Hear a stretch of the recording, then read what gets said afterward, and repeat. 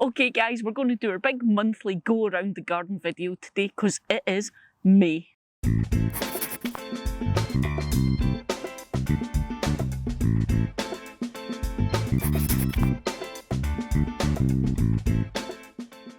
So the thing with these monthly videos is the idea is that we can see progress in the garden. We can go month to month and see what grows, when it grows, how things change. But in doing all the chores over the last week or so, and you saw last week I was planting out and trying to get some colour in the garden, I said it was so different from last year. So today, instead of saying it's May, how's it different from April? Let's go, it's May. How does that fare against May last year? Because the spring weather has been so different, and if you're a new gardener, you may think it's going to be like this every year, and the thing is, every year is different. So, last year in May, the first place I showed you was out here in the front, and I'm going to do the same again today. So I've got me on video here so that I can compare. If you guys want to go back and see last year's video first, or even after this one, so that you can get a good idea as well, feel free. I'll put a wee link up at the top. You can either pause this video and go watch last year, or just watch this video and then watch last year's. Either will work, but I do recommend it. Here goes. So one of the first things you'll notice is it is not as full and lustrous here as it was before. Train. So as I was saying, it's not as full here because we've actually lost some of the plants. Again, and it's because of the weather we had. We had that mad 4 days or so, 4 or 5 days of really, really heavy snow. We had 14 inches of snow fell over a couple of days. But what that did was it actually killed off a lot of plants that normally survive winter here, like our hebes and things. And that's why it's empty here. We had 2 hebes here, which they've gone now. We've dug them out and replaced them, so much smaller plants in. We need to wait on them growing. But also, you'll notice this guy's just not looking great. We've left them in place. We've dug all the other ones out from the back because they just looked awful. Really, really brown.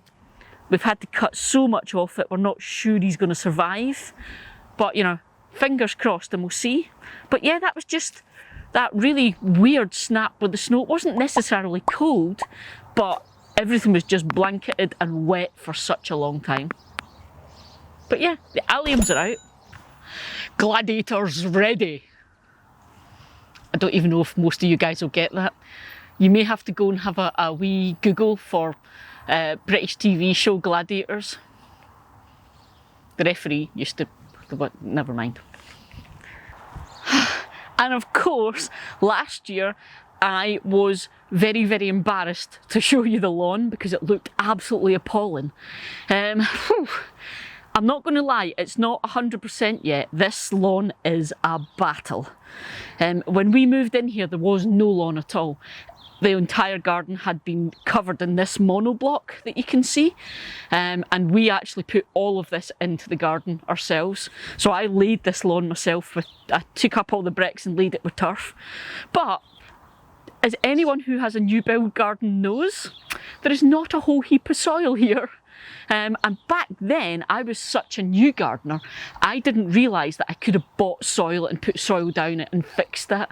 So this lawn doesn't have an awful lot under it of good nutritious soil, which means that it struggles with nutrients, especially as well because new builds tend to have a lot of sand. So any nutrients that are here tend to just wash through really, really easily.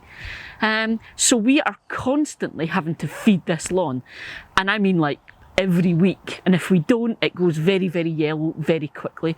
So that's what you saw last May, was how many yellow patches and dead patches of lawn there were here. So a few things I'm doing then to try and sort that out this year. This is 100% just because I want to show off the azaleas. That's the only reason we're here. Yeah, so the lawn. Because when we started, it was this super, super fine, almost ornamental grass that was here, because this lawn's not meant to get walked on. So it was beautiful because it's super fine, so it makes it super lush and thick and full, but it just gets damaged so easily. So replacing bits, reseeding bits has meant it's slightly coarser grass that's come in, because again, we're all learning, you know. This is me 10 years on, but I had to learn this stuff. So back then I didn't know, and I put the wrong grass seed in. But what we're doing this year as well, so we reseed, we've learned now stuff dies, it's not just going to come back on its own, so we reseed, but also I've started looking at the treatments that I'm giving my lawn. So I've got an iron solution that I'm putting onto the lawn every year to try and help with the roots.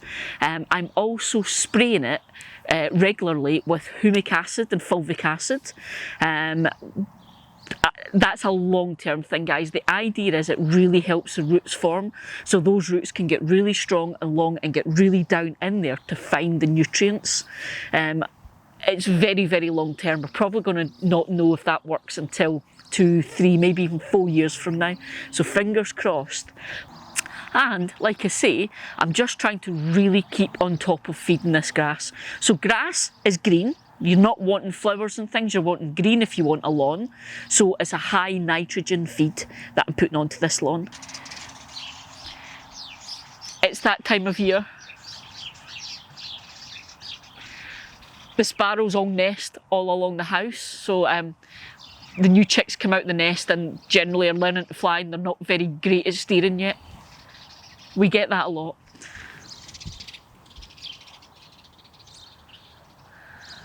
And they're shouting to get fed. Okay, so that was the lawn. Where did we go next? I shall just consult previous Eli. Apparently it was a beer garden. Let's go. But you know, Rockery's looking awesome. So we've got a rock rose here, which we love. It has these gorgeous pink flowers that come out and it looks amazing.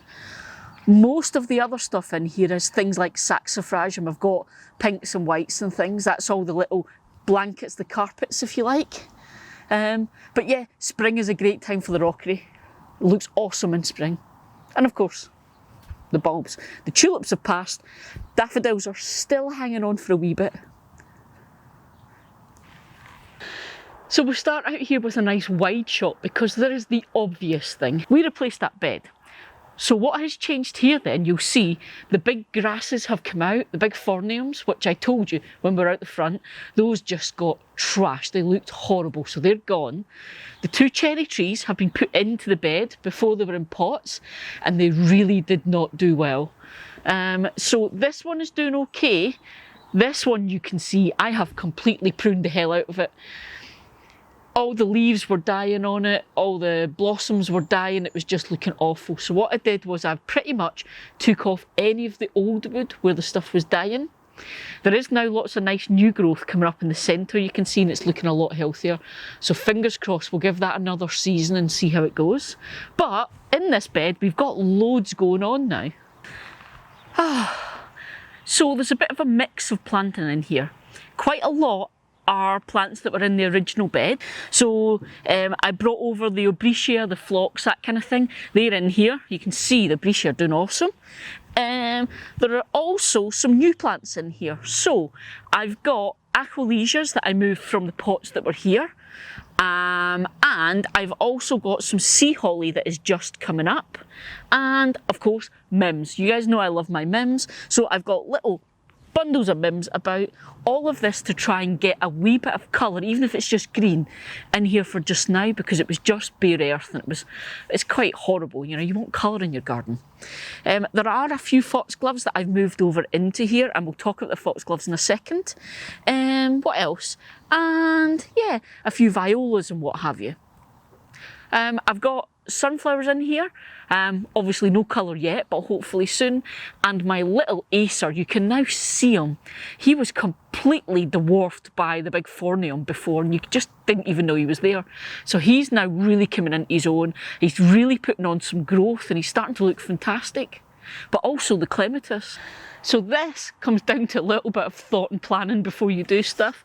So last year, this fence was beautiful with colour. We had the Clematis, which you can see we still have, with the white flowers.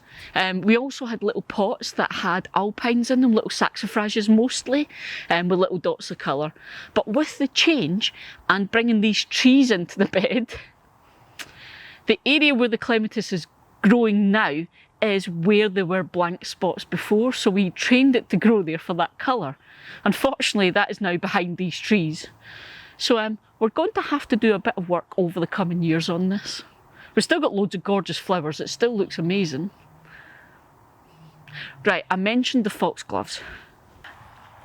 Now, for me, this is one of my biggest disappointments this year.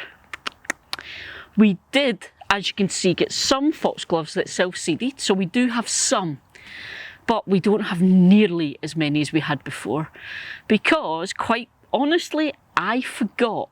I took seeds, I forgot to sow them, and then it was just far too late in the year when I did, and very few of them actually took. So we don't have that wall of foxgloves here that we did before, which I'm quite disappointed about, because not only was it beautiful, but the bees loved it, and we used to be sitting out here like in an evening having a wee gin and tonic, reading our book, having dinner, whatever, and you could just hear the bees. It was brilliant. So I'm quite disappointed. But I have got a pile of dwarf sunflowers, and I've got calendula, and I've got some more sea holly and all sorts of bits and bobs. So I may give this bit a bit of a zhuzh, we'll see. But yeah, so it just shows you. So remember folks, remember and sow your seeds at the right time. Yeah. Okay, where did we go next then? Let me check. I think it was strawberries. So last year, the strawberries were in this bed. This year, they're not. This year, we've built these beds, vertical beds you might want to call it, vertical planter. We built this with some old pallets. And all the strawberries are in here. It's kind of difficult to give you a proper update on this planter and how it works yet, because it's still so early. But what I can tell you is, as you can see, we're getting lots of flowers now, so that's great. So it's a bit behind, but it's starting to catch up. However, one of the things that I have really noticed, and if you guys are thinking of doing this but haven't done it yet, these do not hold on to the water at all. Even after it absolutely chucks it down with rain for days, I can come out here and this is bone dry the next day, and I mean bone dry. So you really, really need to keep on top of watering this. And also, because it's such a small amount of compost, you know, this is the entire space for those plants, you need to treat it much more like a pot than you would a big raised bed. So I'm going to have to keep on top of feeding these as well. Whereas normally the strawberries in that bed I wouldn't feed, because all the nutrients are in the soil because it's that big bed. But here they'll lose it very, very quickly, or rather they won't lose it, they'll use it up very quickly.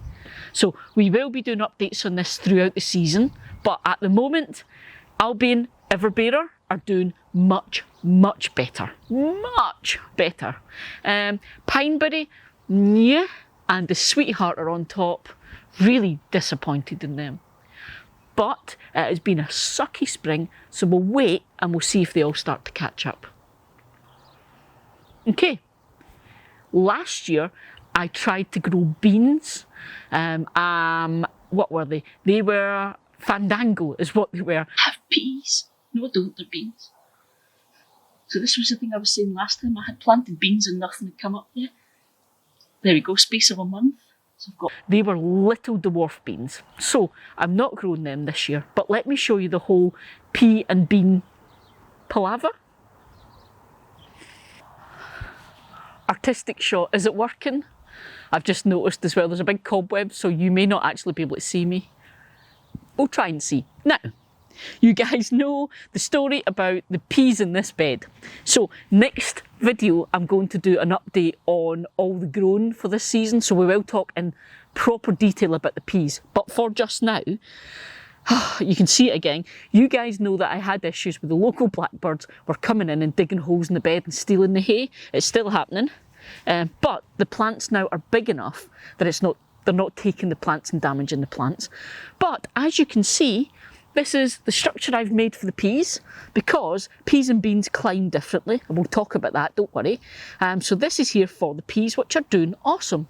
We do have a few wee flowers on them just now, so hurrah, we might get peas soon. But beans, there are no beans here, you will notice. I've only just sown them. So the beans are going to go there, but you're going to have to give it a wee bit of time. But yeah.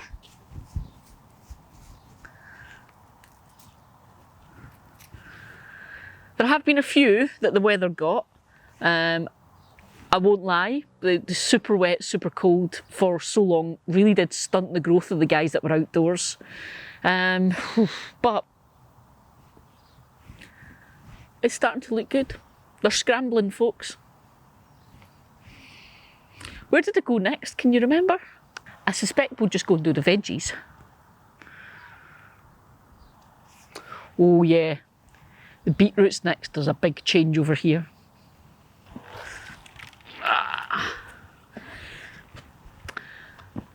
So what you're going to see here is a bit of topsy-turvy, because last year I was chuffed and I was showing off the beetroot because I actually had small beetroots formed already. And I had some small carrot leaves. This year it's the other way around. Again, beasties. Again, I'll do this in a proper update, so I'm not going to get into detail just now. Next week's the big grow along update. But these carrots have actually been in here over winter. I planted these in here in autumn last year, so they've been sitting, just chugging away over winter. The last couple of months they've just really gone for it. Huge, strong, looking amazing. The beetroot are okay, not as big as last year, because obviously there has not been as much sun. But, you know, they're surviving. Given the issues I've had, not bad. And of course, I didn't have garlic last year. I hadn't grown garlic for a few years. And the lovely Denise gave me some of her spare garlic, which is doing awesome.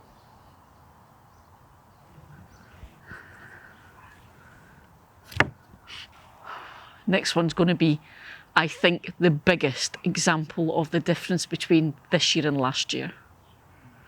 I'm going to prepare you now. You know how when you get videos of like skateboarders and BMXers and stuff and they have accidents and there's always a warning? I'm going to put a warning on this video now. If you have a nervous disposition for your plants, you may want to look away now.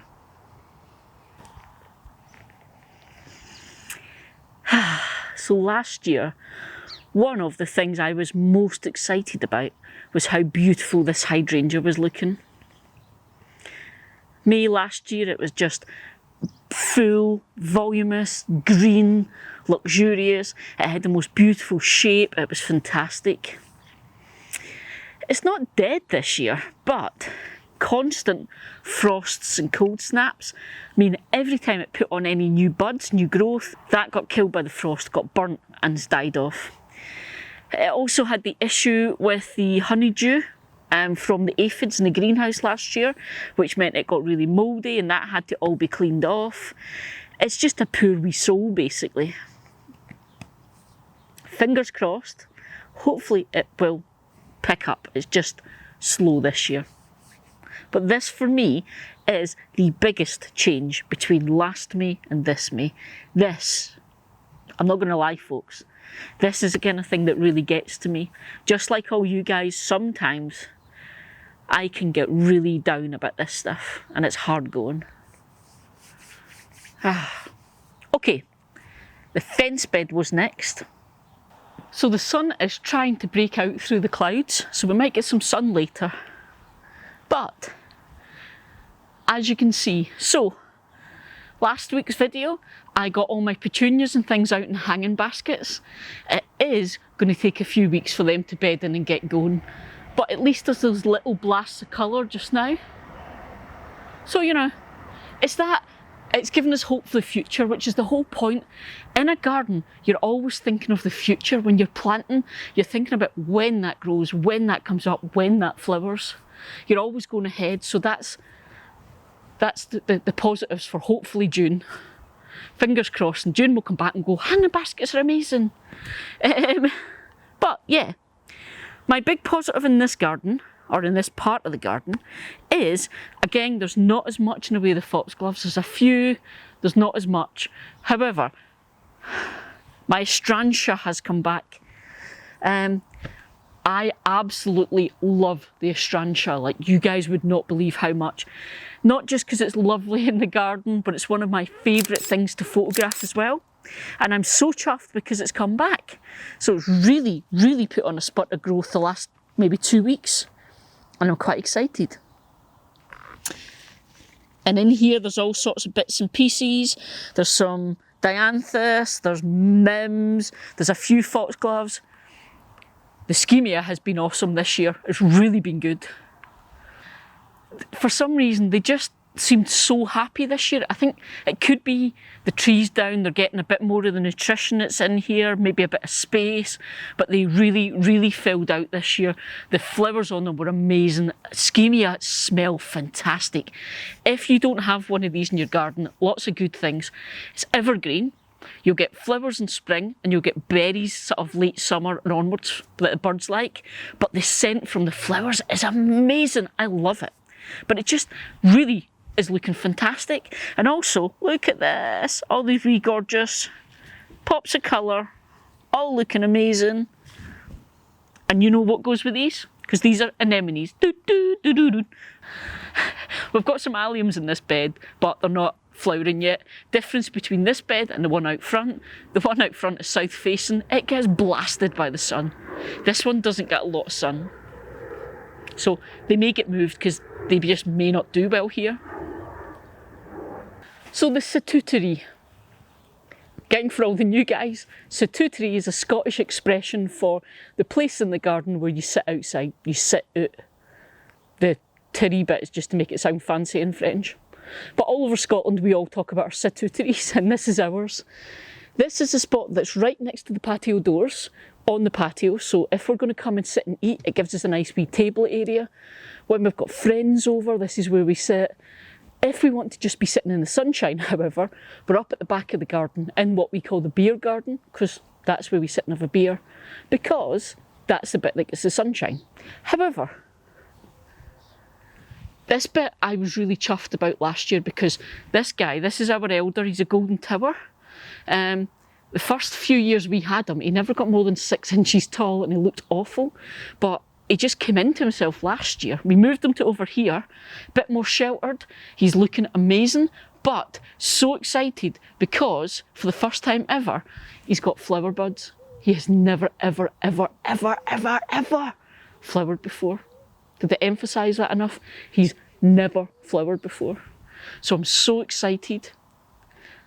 Now, 2 hanging pots, you saw me pot them up last week. So wee pops of colour, and again, they will come into their own. Aquilesias. We love aquilesias. They're one of Kate's favourite flowers. One of the first things we ever planted in this garden. Doing amazing, what can I say? They're all up, they're all flowered, they're looking fantastic. These guys seem to be keeping up with last year. So, this bit of string, ignore.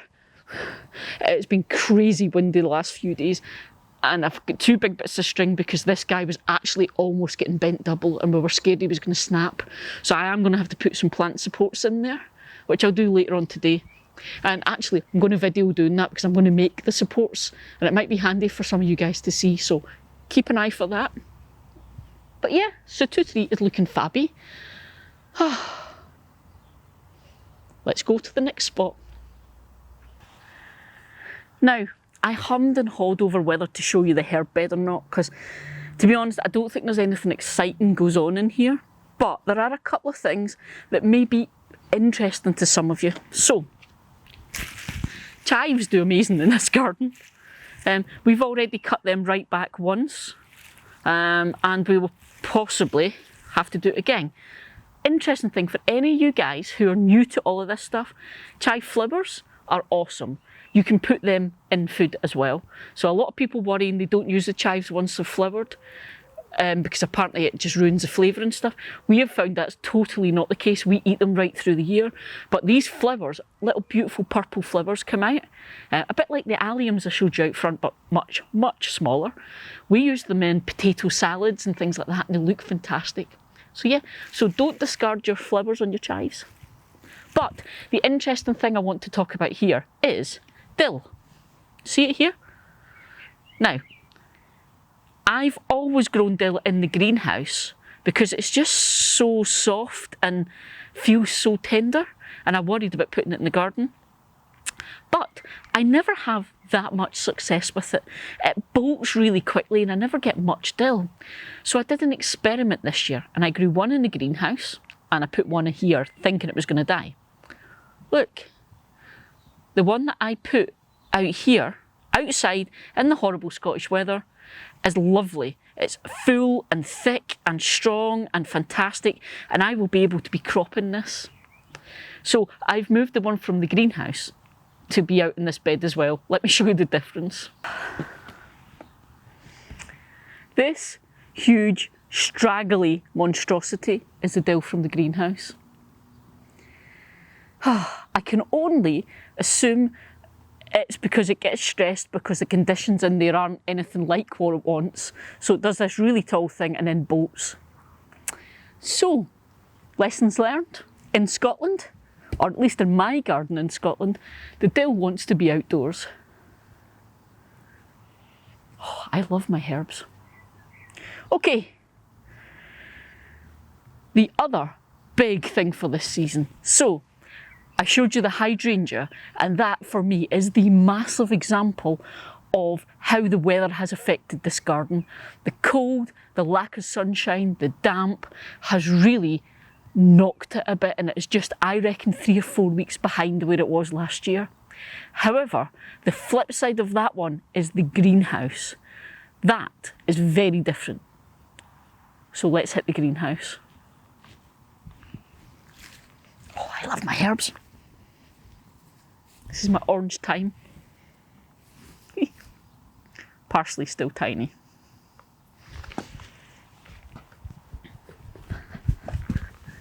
Maybe it just needs more time. Yeah, okay. The greenhouse. The biggest change compared to this time last year. So, again, I'll do the proper update next week, but as you can see, the tomatoes are doing awesome, okay? I sorted out the heating in here so that things were the temperature they wanted, and within a week they had really perked up again. So, hurrah! I have also had my first tomato. First sun gold of the season.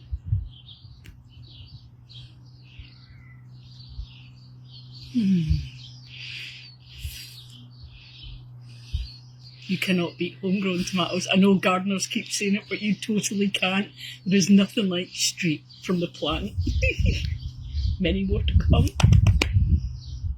Yeah, I've eaten my first ripe tomato. It was from this guy. It was a sun gold. I ate it yesterday. It was gorgeous. As you can see, this guy is now taller than me. So yeah, so the tomatoes.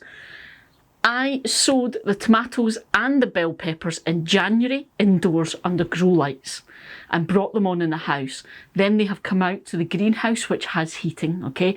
I'm emphasising this again. I emphasise it all the time because we have a lot of folk that come to recent videos and they don't know the whole backstory. So I'm sorry if you're getting sick of hearing it, but just for anyone who is now thinking, oh my God, my plants are not that big, this is why they're in a heated greenhouse. It makes a huge difference, okay? So they're all doing fantastic. All 4 plants are fruiting. And like I say, the sun gold has had one ripe tomato already. The peppers are looking amazing as well. So, these are bell peppers, or sweet peppers, okay? Again, In the UK, chili peppers and peppers, you guys, I think you say sweet peppers and peppers. These are sweet peppers or bell peppers. They are not chili peppers. They are King of the North, which apparently do really well in our type of climate. They do a bit better with a slightly cooler climate. Still absolutely could not grow these out in the garden. They have to be in the greenhouse. But I am really chuffed. Lots of flowers, and this one has its first little pepper. We're a long way off actually getting peppers to eat yet, but not just for this month versus last month, generally this year versus last year, everything in here is coming on so much better. Having heat through the night has made a massive difference.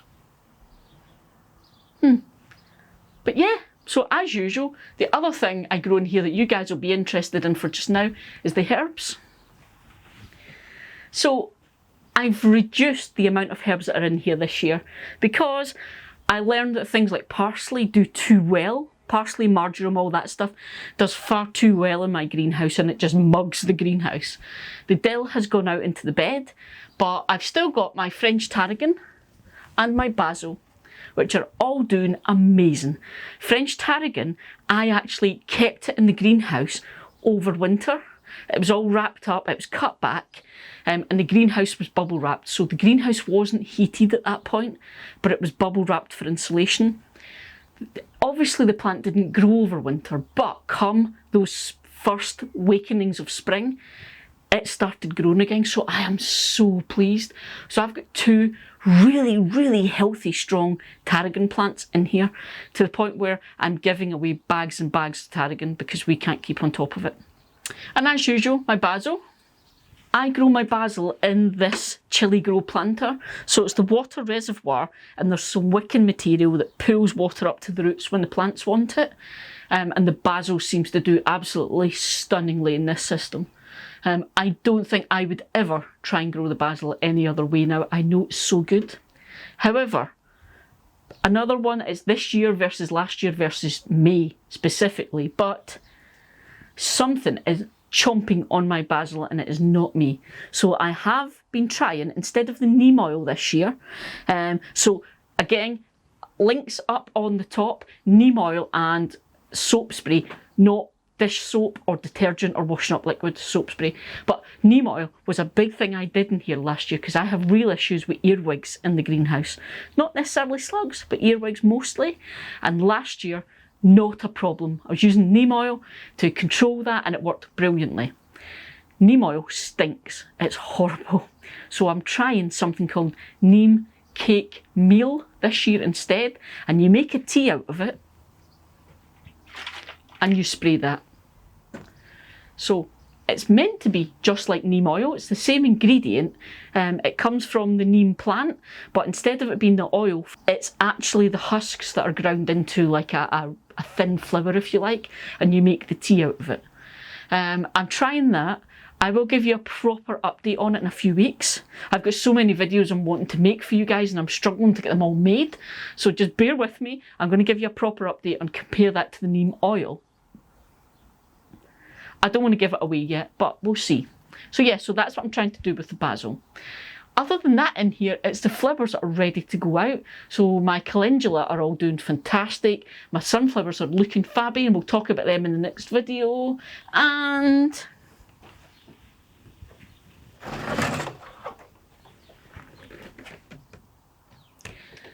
peas haven't come up yet. Oh, I lie. Here they come.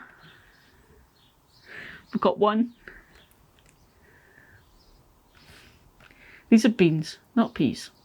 What the hell?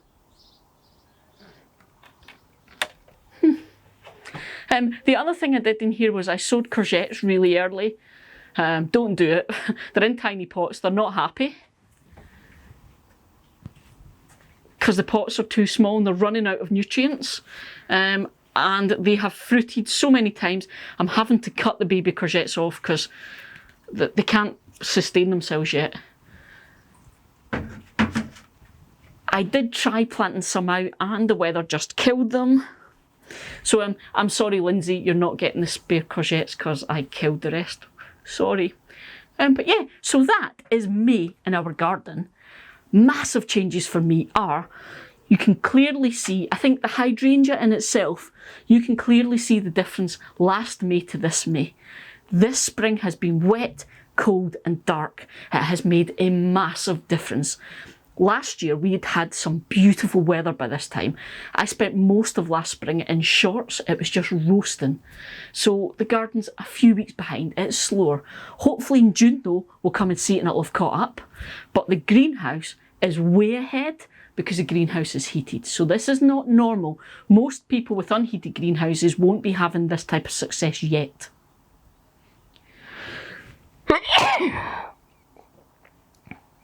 Allergies, sorry. I've dust mite allergy and I had an attack this morning. So, as I was saying before I was rudely sneeze erupted, nothing, you just don't panic, okay? An unheated greenhouse, things will not look this good yet, but trust me, for 10 years of growing in an unheated greenhouse, I can tell you right now, next month is going to be exciting for you guys, so don't worry, okay? Right, I'm going to leave off here because I've got some bits and bobs to do in the house and I need to try and get some videoing done for your next video when we do the big grow along with Eli update. Okay guys, I will see you in the next video. See ya!